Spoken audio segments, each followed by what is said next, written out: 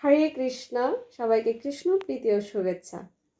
তো আগামী মঙ্গলবার মার্চ মাসের 3 তারিখ শ্রীমান চৈতন্য মহাপ্রভুর শুভ শুভ আবির্ভাব তিথি এবং ওই দিন পূর্ণ চন্দ্রগ্রহণ। এই সময় আমরা অভিষেক কি করব না, এই প্রশ্ন আমাদের সবার মনে।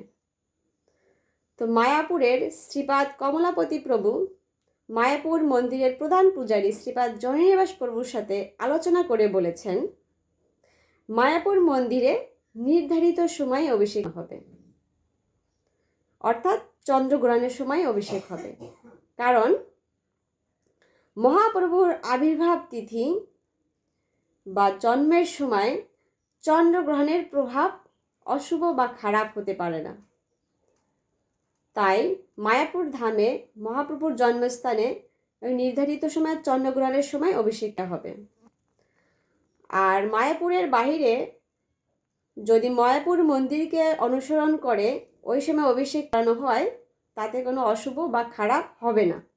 এই বিষয়ে শ্রীপাদ জয়নিবাস প্রভু শাস্ত্রের সিদ্ধান্ত দিয়েছেন।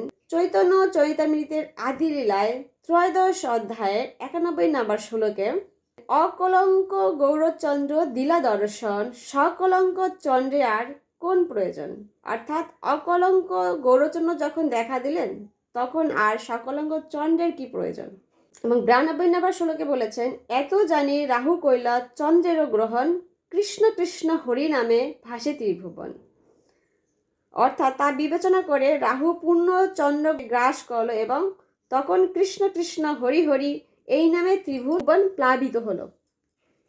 চৈতন্য ভাগবতমের আদিখণ্ডের 2য় অধ্যায়, অনন্ত ব্রহ্মাণ্ডে যত আছে সুমঙ্গল, সেই পূর্ণিমায় আসি মিলিলা সকল।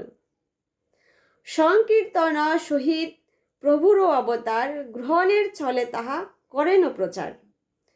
ঈশ্বরের কর্ম বুঝিবারে শক্তিকায়, চন্দ্রে আচ্ছা দিল রাহু ঈশ্বর ইচ্ছায়। সর্বনবদ্বীপে দেখে হইল গ্রহণ, উঠিল মঙ্গল ধ্বনি শ্রী হরি কীর্তন। এখানে শাস্ত্র সিদ্ধান্ত অনুযায়ী মহাপ্রভু যখন জন্মগ্রহণ করেছেন, তখন চন্দ্রগ্রহণকে হেতু রেখে সমস্ত নবদ্বীপবাসীকে, সমস্ত জগৎকে হরিনামে প্লাবিতর মাধ্যমে তিনি আবির্ভূত হয়েছেন। আবির্ভাবের সময় চন্দ্রগ্রহণের প্রভাবও থাকে, তার প্রভাব অশুভ বা খারাপ হতে পারে না।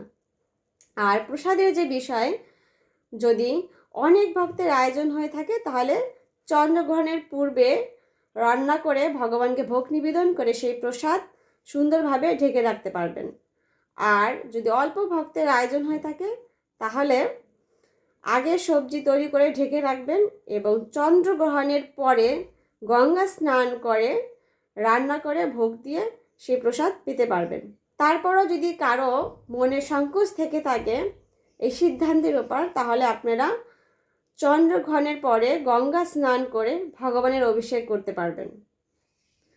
এখন গঙ্গা স্নান যদি কারো নিকটবর্তী গঙ্গা না থাকে, তাহলে স্নানের সময় 3 বার গঙ্গা গঙ্গা গঙ্গা বলে স্নান করলে গঙ্গা স্নান সম্পন্ন হবে। তো আমরা এবার একটা বিশেষ সুযোগ পেয়েছি।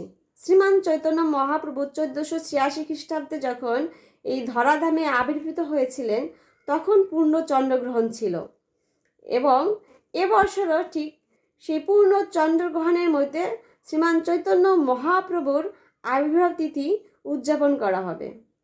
তো এই বিশেষ সুযোগ আমাদের জন্য বিশেষভাবে মঙ্গল বয়ে আনবে। কারণ আমরা এই চন্দ্রগ্রহণের সময় আমরা যখন হরিনাম কীর্তন, কারণ প্রত্যেকটা মন্দিরে যখন অভিষেক হবে, তখন হরিনামের মাধ্যমেই ভগবানের অভিষেক সম্পন্ন করা হয়। আর এই চন্দ্রগ্রহণের সময় যদি আমরা বেশি বেশি করে হরিনাম কীর্তন করি, কারণ ভগবান এখানে শাস্ত্রে বলেছেন যে অনন্ত ব্রহ্মাণ্ডে যত আছে সুমঙ্গল, সেই পূর্ণিমায় আসি মিলিল সকল।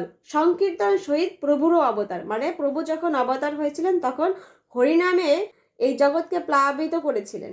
তাই আমরা যদি আমাদের জীবনকে এই হরিনামের দ্বারা প্লাবিত করি, তাহলে আমরা ধন্য হব। কারণ শ্রীমান চৈতন্য মহাপ্রভু একমাত্র হরিনামকেই বেশি প্রাধান্য দিয়েছেন এই কলিযুগে। তো আমরা এবছর আমাদের এই বিশেষ সুযোগ আমরা হাতছাড়া করব না, কারণ আগামীতে আমরা এই সুযোগ হয়তো নাও পেতে পারি। তো আমরা আমাদের আত্মীয় স্বজন, পরিজন, পরিবারের সবাইকে নিয়ে এই বিশেষ তিথি শ্রীমান চৈতন্য মহাপ্রভুর আবির্ভাব তিথি আমরা উদযাপন করব। তো হরে কৃষ্ণ, শ্রীমান চৈতন্য মহাপ্রভু কি, হরে কৃষ্ণ, হরি হরি বল।